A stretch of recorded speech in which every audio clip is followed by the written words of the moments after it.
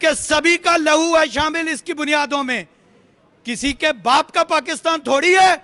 लगेगी आग तो आएंगे घर कई जद में, लगेगी आग तो आएंगे घर कई जद में, इस गली में सिर्फ हमारा मकान थोड़ी है। और ये जो बाहर खड़े हैं, इन्हें ये बता दूं कि ये हमारा टैक्स है जिससे तुम अय्याशियां करते हो। हम अपना खून पसीने की कमाई तुम्हें देते हैं, तुम उनसे अय्याशियां करते हो, हमारे ऊपर ही मुसल्लत हो रहे हो। और तुम्हारे लिए ये है कि जो आज साहिब मसनद हैं कल नहीं होंगे, जो आज साहिब मसनद हैं कल नहीं होंगे, किराएदार हैं, जाती मकान थोड़ी है। और अपने जो हमारे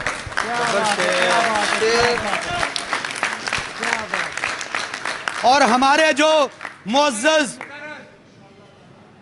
वो था कि ये बात मैं ज्यादा दर्द दिल से इसलिए कहता हूं कि मेरे वालिद की अल्हम्दुलिल्लाह उम्र 87 साल है, बिस्तर के ऊपर हैं, लेकिन उन्होंने इस पाकिस्तान के लिए अपना खानदान कुर्बान किया, हमने अपना लहू दिया।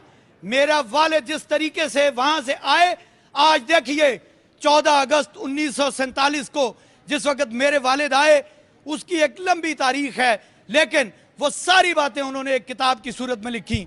रात में सोच रहा था कि उन्होंने एक किताब लिखी, पाकिस्तान बनता है।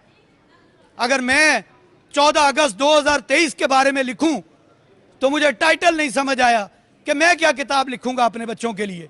मैं क्या बताऊंगा कि 14 अगस्त 2023 को क्या हो रहा था। गुजारिश ये है, इसलिए ये शेर में ज्यादा दर्द दिल से बोलता हूं कि सभी का लहू है शामिल इसकी बुनियादों में, किसी के बाप का पाकिस्तान थोड़ी है। और मैं अपने मुअज़्ज़ज़ जो बार के ओहदेदारान हैं, मैं उनकी नजर भी ये बात करना चाहूंगा, लगेगी आग तो आएंगे घर कई जद में, लगेगी आग तो आएंगे घर कई जद में, इस गली में सिर्फ हमारा मकान थोड़ी है। और ये जो बाहर खड़े हैं, इन्हें ये बता दूं कि ये हमारा टैक्स है जिससे तुम अय्याशियां करते हो, हम अपना खून पसीने की कमाई तुम्हें देते हैं, तुम उनसे अय्याशियां करते हो, हमारे ऊपर ही मुसल्लत हो रहे हो। और तुम्हारे लिए ये है कि जो आज साहिब मसनद हैं कल नहीं होंगे, जो आज साहिब मसनद हैं कल नहीं होंगे, किराएदार हैं, जाती मकान थोड़ी है। हक हमारा आजादी, हक हमारा आजादी, हम लेकर रहेंगे आजादी, तेरा बाप भी देगा आजादी, तेरा बाप भी देगा आजादी। अब मैं उस तरफ आऊं, एक और मिसरा ले लें कि ये जो उन्होंने वर्दी पहनी हुई है, इनकी अपनी नहीं, हमारे टैक्स से आई है, इनकी थोड़ी है। वाह जी वाह। अच्छा, मैं यहाँ आपको सिर्फ अब ये अर्ज करूं, हमारे ऊपर ये पाबंदी क्यों लगाई जा रही है, हमारे ऊपर ये इल्जाम क्यों लगाया जा रहा है। रियासत से वफादारी, पाकिस्तान से वफादारी का हमें किसी से सर्टिफिकेट नहीं चाहिए। शुक्र करो कि मेरे बुजुर्गों ने खून दिया, तुम्हें पाकिस्तान का शिनाख्ती कार्ड मिल गया, तुम्हारे पल्ले कुछ नहीं था, आज तुमने वहां पर उनके तलवे चाट रहे होना था। अगर मेरे बुजुर्गों ने खून ना दिया होता, तुम किस मुंह से मेरे घर की दीवारें फलांग कर गए हो, शर्म से डूब मरो।